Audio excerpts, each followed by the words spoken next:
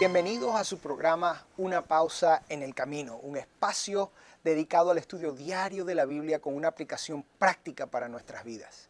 Mi nombre es Iván Omaña y quisiera invitarte en este momento a unirte conmigo en una oración. Querido Dios, al avanzar un poquito más en el estudio de la Biblia esta semana, pedimos tu dirección, pedimos una doble porción de tu Espíritu Santo. Vamos a entrar en temas un poquito difíciles y sabemos que solo con tu dirección lo vamos a lograr. Solo con la dirección de tu Espíritu Santo vamos a poder entender el mensaje que tienes para nosotros. Así que, Padre, úsanos en el nombre de Jesús. Amén. Acompáñame a las Sagradas Escrituras. Voy a comenzar leyendo un versículo. Lo estoy leyendo de la Reina Valera de 1960. En el libro de Hechos, el capítulo 15 y el versículo 1. De aquí comienza el estudio de este día. Entonces, algunos que venían de Judea enseñaban a los hermanos: si no os circuncidáis conforme al rito de Moisés, no podéis ser salvos.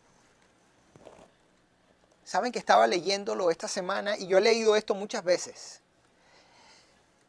Pero me pareció algo interesante que la Biblia diga que había un grupo de hermanos que decían: si no haces esto, no podéis ser salvos. Como que suena familiar.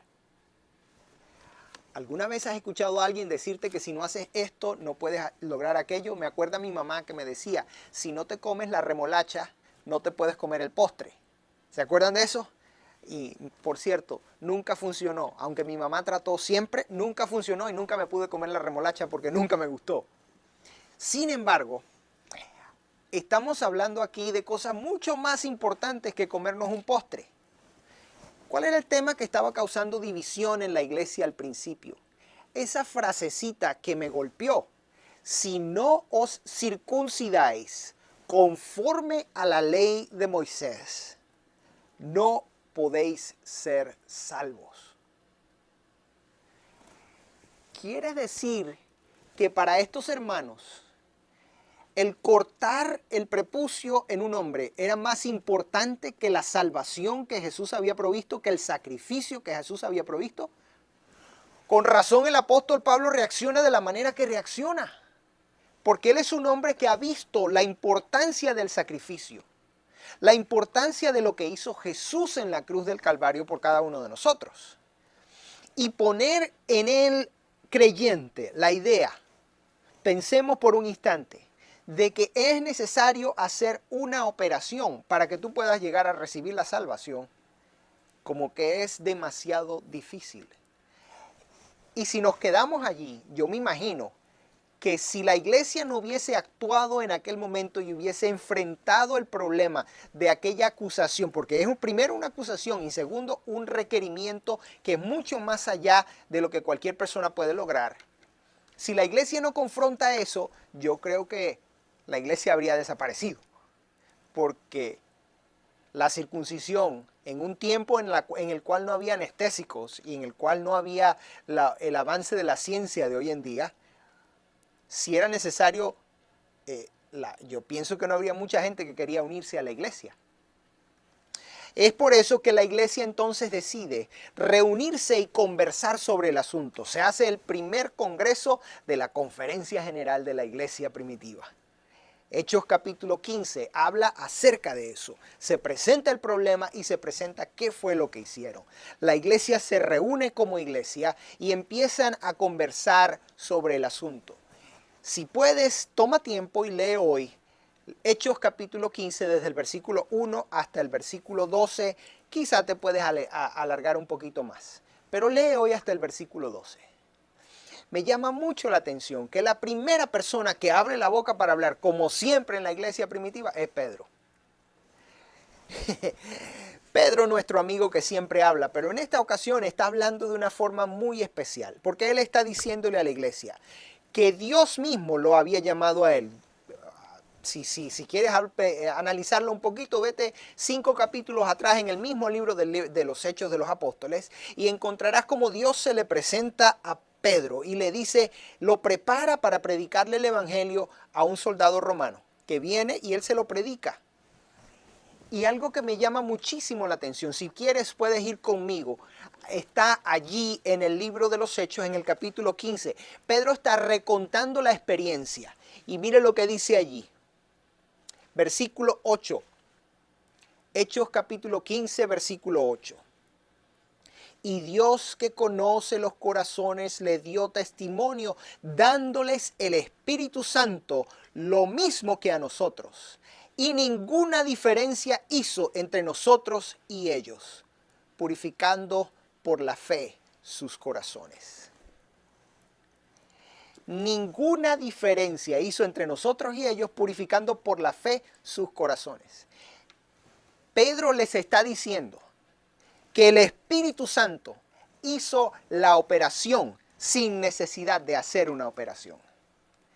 Lo que más me gusta de todo esto es que la respuesta de la iglesia inmediata es: Dios, que conoce el corazón humano, mostró que los aceptaba, dándoles el Espíritu Santo lo mismo que a nosotros. Aceptando, Pedro está hablando y le está diciendo, el Espíritu Santo está haciendo el trabajo de la transformación. Piensa en esto por un momento. Cuando has tenido dificultades, cuando has tenido problemas, muchas veces se nos olvida que el mismo Dios que nos llamó a nosotros, llamó a aquella persona con la cual tenemos problemas. El mismo Dios que nos ha sacado a nosotros de un mundo lleno de pecado y de maldad, también los ha sacado a ellos de un mundo lleno de pecado y de maldad. Pero tanto ellos como nosotros vivimos todavía en este mundo y todavía necesitamos de la presencia de Dios y de la dirección del Espíritu Santo. Yo creo que por eso es que es tan importante, pero tan importante lo que Pedro está diciendo. El mismo Espíritu los ha declarado a ellos aceptable. De la misma manera que el Espíritu nos ha declarado a nosotros aceptable. Quiero compartir contigo una filosofía personal. Porque, vamos a ser reales, este mundo está lleno de pecadores. Todos hemos pecado. Dice la Biblia, por cuanto todos pecaron y están destituidos de la gloria de Dios. El siguiente versículo dice, siendo justificados por Cristo, por medio de Cristo Jesús. Pero no me voy a ir hacia allá. Me voy a quedar en la idea de que todos hemos pecado. ¿Has escuchado alguna vez decir a algún pastor, algún líder en tu iglesia o en algún lugar, has escuchado decir que nosotros los cristianos debemos amar a Cristo, amar al pecador y aborrecer el pecado? Esa es la verdad. Yo quisiera ofrecerte una nueva opción hoy. ¿Qué tal si cada uno de nosotros decide amar a Cristo, amarnos los unos a los otros y odiar cada uno nuestro propio pecado? Porque odiar mi propio pecado ya es un trabajo de tiempo completo. Porque cada día que me levanto y me enfrento al espejo me doy cuenta de las cosas que yo mismo tengo que mejorar en mi vida. ¿Y quién me da derecho a mí a exigir a mi hermano o a mi hermana que viva de una manera diferente o que viva de una manera como yo quiero que él viva? Ambos hemos recibido el Espíritu Santo y a cada uno de nosotros el Señor nos ha dado el llamado y la fortaleza para seguir adelante.